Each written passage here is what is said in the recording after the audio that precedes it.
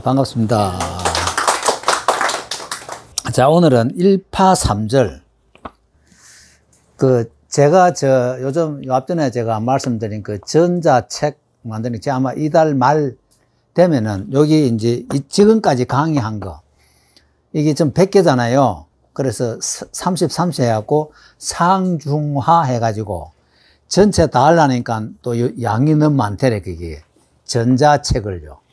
그래서, 요즘 전자책이요. 옛날하고 틀려가지고, 옛날에는 PDF라 이래가지고, 지금 보통 일반 문서 PDF로 하면은, 우리 폰에서 보면 이게 다 안 봐집니다. 이게 확대가 안 돼요. 확대되면 다 잘리는데, 요새는 EPUB 이래가지고, 이거 마음대로예요. 좀 하여튼 이 전자가 그래 좋습니다. 그래서 우선은 그 100개를, 상중하로 해서, 일단 사항을 먼저 제가 이제 이달 말쯤 출간합니다. 전자책 하는데 제가 하면서 이번에 뭘 느꼈냐면은 제가 다시 써야 되겠다는 생각이 들어요. 옛날에 중국 청나라 때 등산모기가 쓴 또 서법 백문백답이 있어요. 지금 이거 쓴 민상덕 씨는 그걸 보고 이거 자기가 썼고, 제가 이제 등산목 백문백답을 쭉 읽어보는 그분 아주 간단하게 해놨어요. 그래서 지금 여기도 이제 민상덕 씨도 쓴 거 보니까 너무 양이 많아요. 뭐 필요 없는 말이 너무 많아. 그래서 제가 지금 다시 지금 신서의 백문백답을 다시 지금 집필합니다. 하는데 여기 있는 이대로 안 하고 제 나름대로 이제 늘 제가 이제 어느 정도 조금 메모해 놓은 게 있거든요. 정말 서예를 왜 해야 되는지와 어떻게 하면 되는지와 일료목연하게 이제 해야 될 것 같아요. 그래서 우선 저는 그걸 하면 우선 이제 문방 사부부터 먼저 다루고, 그리고 글씨 쓰러 가는 사람이 붓을 어떤 거 써야 되느냐 이거 묻고 이랬거든요. 그러니까 그걸 먼저 다루고, 그 다음에 이제 어떻게 그러면 글씨를 쓸 준비를 해야 되느냐, 그 다음에 이제 뭐 법첩 선택하는 법. 그래서 또 지금 하나 제가 또 준비하는 게 뭐냐면은 지금까지 나온 우리 법첩을 간략간략하게 만약에 예기비는 언제 만들어졌고 요거는 이제 뭐 어떻고 걸음 몇 자고 이렇게 간단하게 한 200종이나 이래 쭉 한번 정리하려고 그래요. 그럼 누구든지 봐도 이거 내 쓸까 말까 그랬는데 그럼 막연히 그 다음에 이제 저한테 가끔 어떤 사람이 질이 도느냐면 왜 우리 한글도 안 넣고 중국 문자를 쓰느냐 이거예요. 그거 참 질문 황당하더라고요. 그래서 그분한테 제가 답은 안 해드렸는데 뭐냐면은 우리가 이 한자가 외국어 아닙니다. 우리 옛날에 썼던 문자잖아요. 왜 그거를 이 중국어로 취급하는지. 물론 지금 중국어 쓰고 있지만 우리도 옛날에 다 썼거든요. 썼고 우리 한글의 70%가 전부 다 한자에 다 의의잖아요. 그러니까 한자를 모르면은 우리 말을 지금 이해가 안 되잖아요. 그러니까 어떤데 우리가 뭐 이제 사고 쳤다, 사고를 딱 써놨을 적에 이게 사고가 난 사고인지, 생각하는 건지, 뭐 생각하는 사고인지, 아니면 넉사자, 문소고자, 그 사고인지 알 방법이 없잖아요. 그래서 이제는 한글에 대한 것도 좀 설명이 좀 필요할 것 같고, 그래서 이제 이번 신서의 백문백답은 이제 한글도 주로 많이 다루려고 애를 씁니다. 한글 뭐 역사라든지 훈민정음은 어떻게 만들어지는 그런 것도 제가 다뤄서 이제는 정말 우리 서예 하는 사람들이 궁금한 것, 제가 이제까지 오면서 저도 궁금했던 것이 있기 때문에 그런 것을 해야 되겠다 싶어가지고 지금 집필 준비를 하는데 이번 민상덕 씨가 쓴 이것도 참 좋은 자료예요. 일반 간단하게 했지만, 그래서 요걸 제가 어떤 데 필요 없는 건 좀 빼고 더 필요한 걸 넣어서 이제 앞에다 신자를 제가 넣을 겁니다. 신 넣어가지고 예주쌍집이 우리 강유희가 쓴 광예주쌍집이 원래 이거 광예주쌍집은 포세신이 쓴 예주쌍집을 광자는 다시 더 추가했습니다. 더 넓혔다는 얘기거든. 그리고 강유희란, 강유희가 포세신이 쓴 예수쌍집을 읽어보고 부족한 부분을 다시 채워가지고 이제 광예수쌍집 했거든요. 광예수쌍집 했는데. 넓을 강자입니까? 예. 쌍접이라고도 하고 집이라고도 합니다. 예, 넓을 강자입니다. 넓을 강자. 그래서 저는 이제 백문백답을 신 붙여가지고 신서의 백문백답. 요거를 이제 제가 이제 전자책 출간하고 다음에 종이책도 출간할 겁니다. 하는데 전자책이 참 좋아요. 제가 이래 보니까 지금 폰이 있으니까 그런 게 폰이 있으니까 아무 때라도 내가 필요하면 열어볼 수 있거든. 보고 뭐 어느 장고 바로 찾으면 되고. 지금 우리가 자전을 지금 안 들고 다니잖아요. 폰에 다 했잖아요, 자전을. 똑같은 거예요. 그래서 세월 따라 사는 게 맞겠다 싶어가지고. 자, 오늘은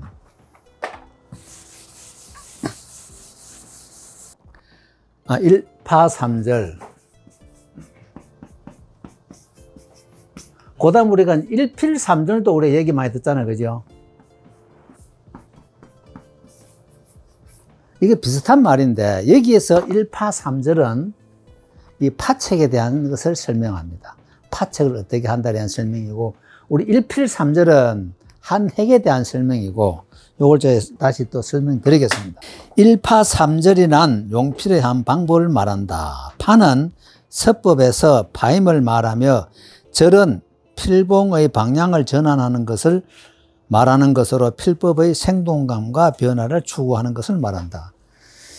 제가 맨날 얘기하잖아요. 전절, 전절. 근데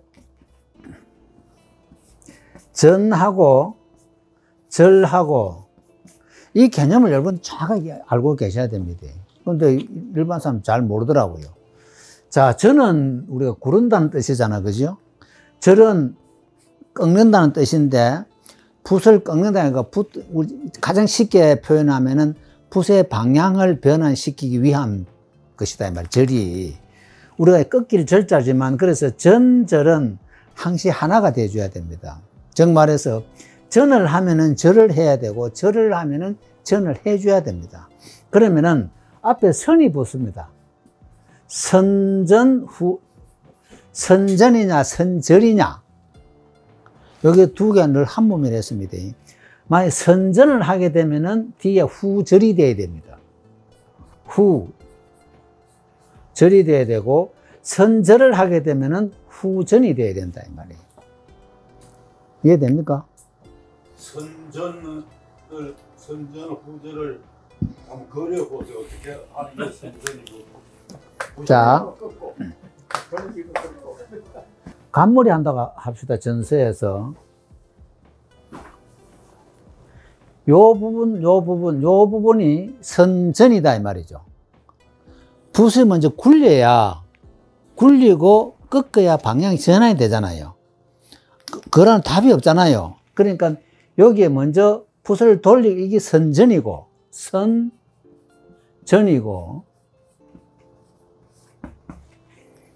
여기 와서 선전을 하게 되면은 다음 붓을 꺾어야 되잖아요. 이게 후절이다 이 말씀이죠. 이해됩니까? 파책을 할 때 한번 어떻게 언제 선전하는 거야? 자, 우리가 만약 파책을 한다 합시다. 이렇게 파책은 제가 늘 두 가지 있다고 그랬습니다. 먼저 절 꺾으면은 선절이 되면 그거 후전이잖아요. 그 선절이 되면은 요 부분이 좀 강합니다. 강하고 선전이 되면은 파책이라도 이게 약간 부드럽습니다. 선전이 되면은 왜? 붓을 먼저 돌리니까 요 부분이 부드럽다 이 말이에요. 이렇게 전서처럼. 그리고 붓을 굴렸으니까 꺾어줘야 또 이 방향 전환이 되잖아요. 그럼 요거는 선전이고, 선전, 먼저 전하는 거고, 요거는 선절, 먼저 꺾는 거고. 그게 자꾸 헷갈려가지고. 그러니까 여기 와서 우리가 파책할 때 어떤 거는 절 하잖아요. 자, 우리가 예서에 막 예서 위에 이제 막 비우자 쓴다 이렇게. 비우 쓰는 것은 위가 파책이잖아. 이 부분이 위 파책 이런 부분 대부분 다 선전을 해줘야 돼요. 선전을 해줘야 이 부분 부드럽게 되는 거예요. 이렇게 막 비우 쓴단 말이죠. 이렇게 비우 쓸 때는 이 위에 요 파책은 위에 있는 파책은 가벼워야 되거든요. 그런데 만약에 그 이제 사람이 쓴다 쓸 때는 이 부분이 약간 강하잖아요. 이렇게 이때는 선절을 해주는 게 좋다 이 말이죠. 예, 선전을 해도 되는데 여기 선절을 하게 되면은 이렇게 약간 강하게 나오고 선전을 하게 되면은 여기 먼저 전을 하게 되면은 여기가 부드럽고 굵고 가는 게 아니고 여기 각을 선절을 하게 되면은 요것이 강하단 말이에요. 여기 딱 각이 지는 부분이 많고 선전을 하게 되면 여기 부드럽다 이 말씀이죠. 이해되시죠? 이제 이 부분은 완전히 이해돼야 됩니다. 그래서 내가 파책을 할 때 선절을 할까 선전을 할까? 그러면 예서에 만약에 이제 이렇게 기억이 있을 때는 여기서는 먼저 절을 해야 된단 말이에요. 무조건. 절을 해놓고 붓을 방향전환 하잖아요. 그래서 이 부분은 예서에서는 선절하고 후전 붓을 방향전환 한다 이 말이죠. 여기서는 선전이 안 됩니다. 선절을 해야 돼 예서에서는.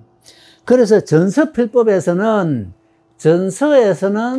선전 후절이 많고 거의 다 예서에서는 선절 후전이 많다 이 말씀. 이제 이해되시죠? 이건 딱 깨고 있어야 됩니다. 이제 좀 알겠습니다. 이제 이해되시죠? 그러니까 절은 우선 붓을 방향전환, 완전 꺾는, 작든 말든 그 방향전환 하는 것이 절이고, 저는 붓이 굴린단 말이죠. 왜? 원인 제공을 해줘야 되잖아요.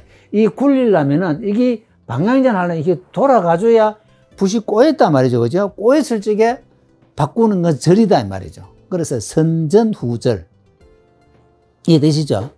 예, 요거는 다 깨고 있어야 됩니다. 오늘 조금 여기까지 제가 그럼 한 1년 넘게 제가 계속 떠들었는데 홍 회장 맨날 먼 산 쳐다보겠어요. 자, 여기서 이제 1파 3절이잖아. 그죠? 여기서 이제 1파 3절이 뭐냐면은 1파 이 파책을 얘기합니다. 자, 이런 파책을 할 때 파책을 하는데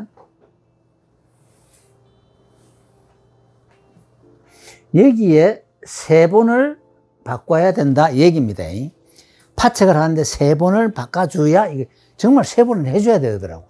저도 세 번을 합니다. 절을 한 번에 절 될 수가 없어요. 전절 세 번씩 말씀하시죠. 예. 요거는 파책은 그래야 여기에 붓이 그나마 중봉으로 잡히지. 그 여기서 한 번 해갖고 어떻게 뭐 천천히 하면 되겠죠.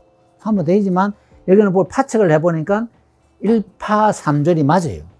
이거 1파 3, 이게 3이라는 숫자는 딱 3이 아니고 2도 되고 4도 되고 그렇습니다. 우리 3, 3번 이러잖아요.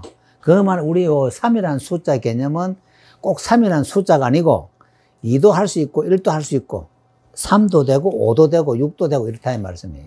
그렇게 이해해야 됩니다. 꼭 3번 하라는 뜻은 아닙니다. 서법의 용필법에서 1파 3절은 중요한 과제로 강조되어 왔다.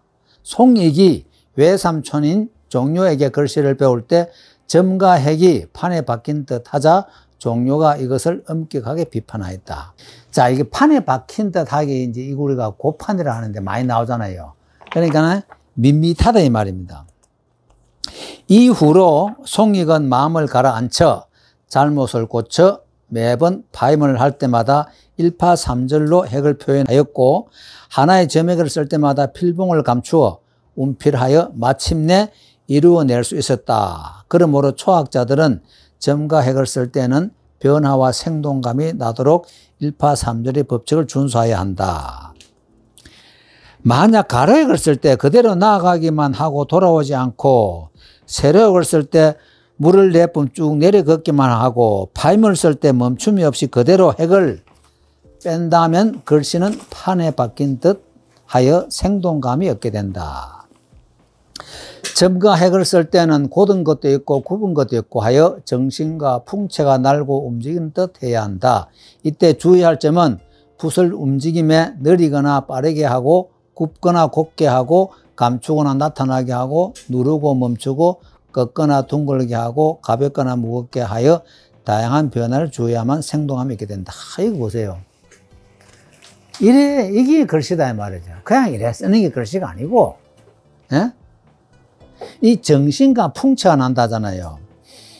점과 핵을 쓸 때는 곧은 것도 있고 굽은 것도 있고, 그 다음 느리거나 빠르거나 굽거나 곱거나 감추거나 나타나거나 누르거나 멈추거나 꺾거나 둥글거나 가볍거나 무겁거나 이러한 모든 것을 글자에 내가 표현해야 제대로 글씨다운 글씨가 된다 이 말씀입니다. 그냥 밋밋하게 글 써갖고는 판에 박힌 듯한 글씨가 된다 이 말씀이에요.